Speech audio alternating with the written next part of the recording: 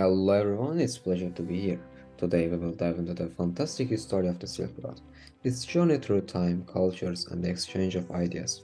Let's embark on this exciting adventure together. Here are what we are generally discuss about. Feel free to pause the video and take a closer look at them.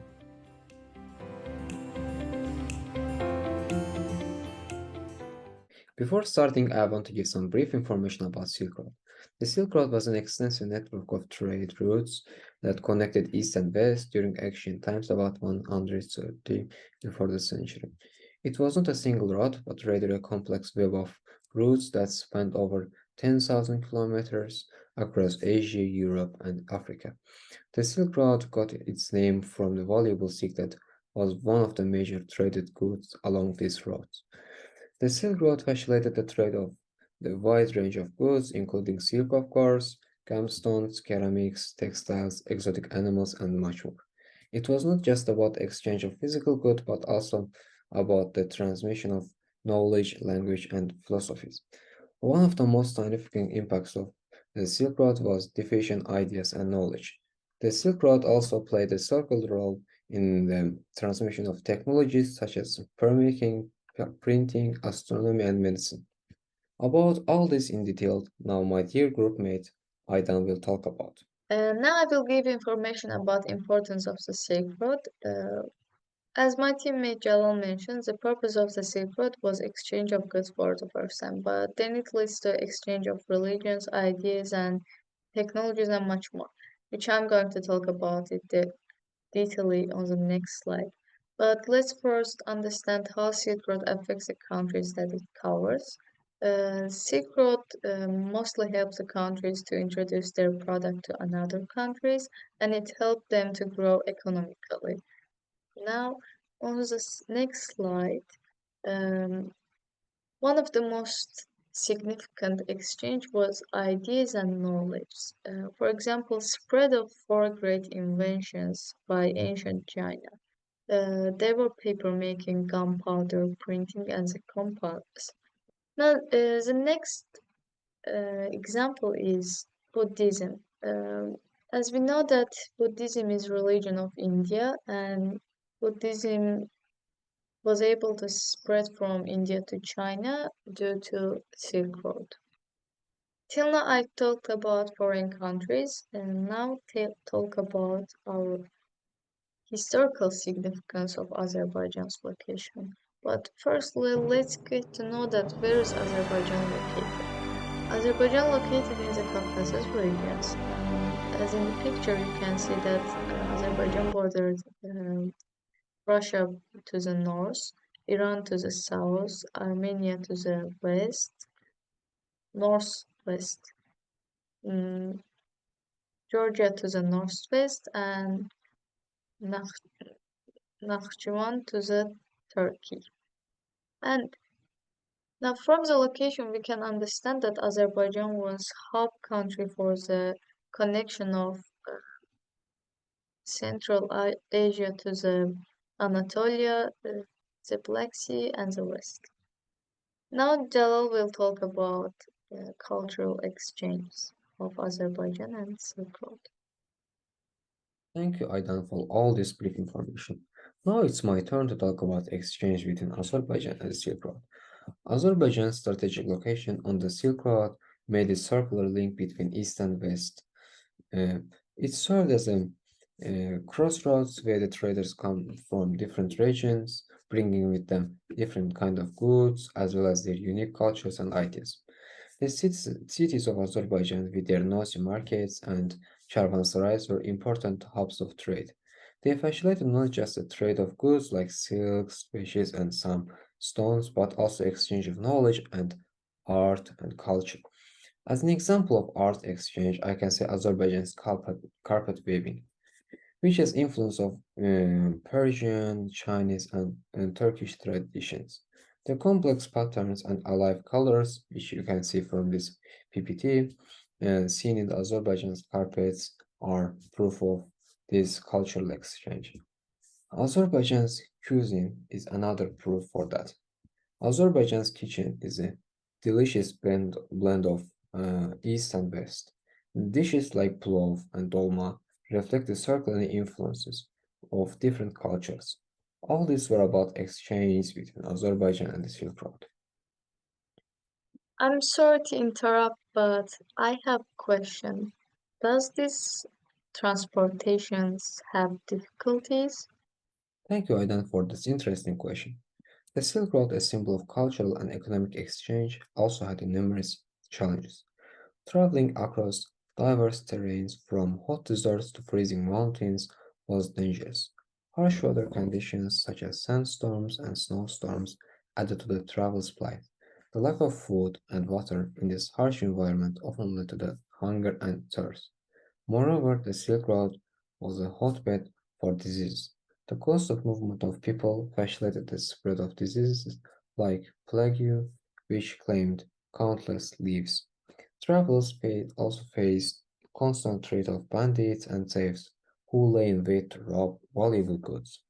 Despite these hardships, the trade of exotic goods, new cultures, and potential wealth kept the Silk Road active. The journey was hard, but the rewards, both material and cultural, were huge. But after all these difficulties, it's also interesting for me that is this road still used?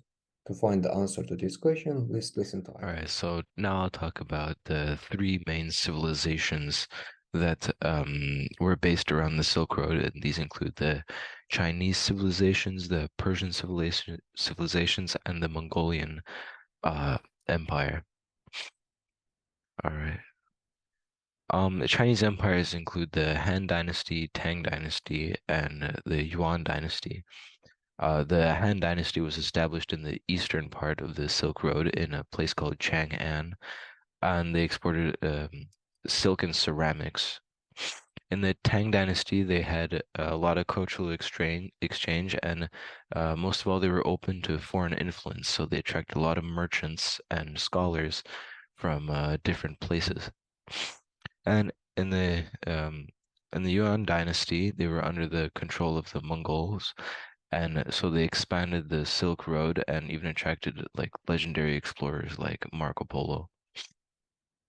And then we have the Persian empires, which are the Achaemenid Empire, Parthian Empire, and the Sasanian Empire.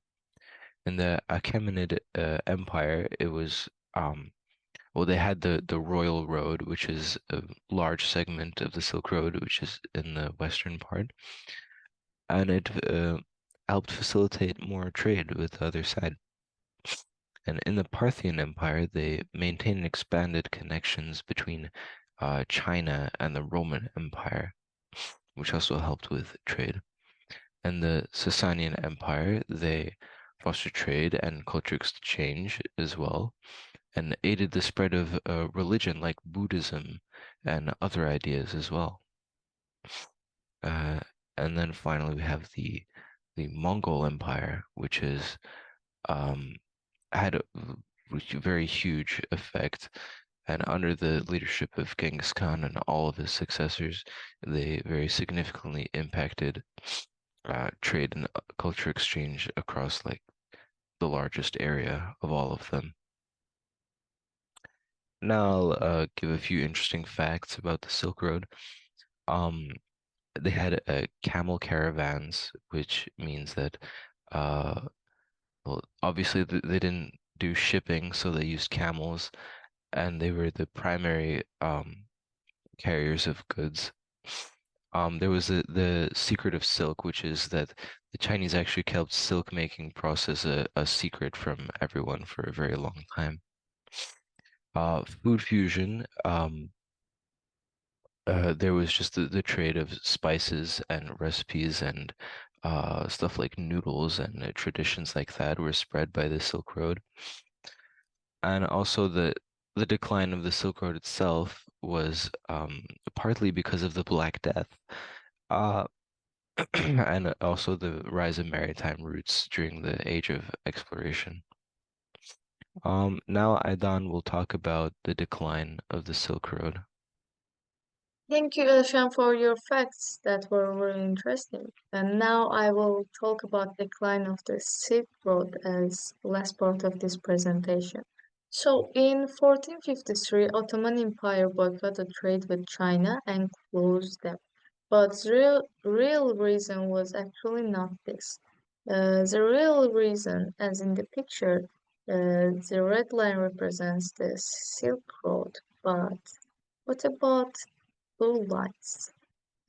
Blue lines represent the sea transportation, and the real reason for the decline of the Silk Road was sea transportation speed, possibility to carry more goods, relative cheapness of transportation because the decline. Sorry for interaction, Alan, but I have a question which I think our listeners also have the same question. Does this road still used or not? Thank you for your question, Jalal. I was expecting actually this question. In this century, the Silk Road compensated by the railways and technologies, so countries can sell their product or transport their product by the railways or sea transportation. Well, Before saying goodbye to you all, I want to share a video that I highly recommend you watch. You can find the link of this video in the description. And here are the websites that we used to gain information. And this brings us to the end of our discussion. It has been great to sharing thoughts and ideas with you. Until the next session, take care and keep the information going. And this was Jalal, Aidan, and Elshan with you all. And see you all in the next session.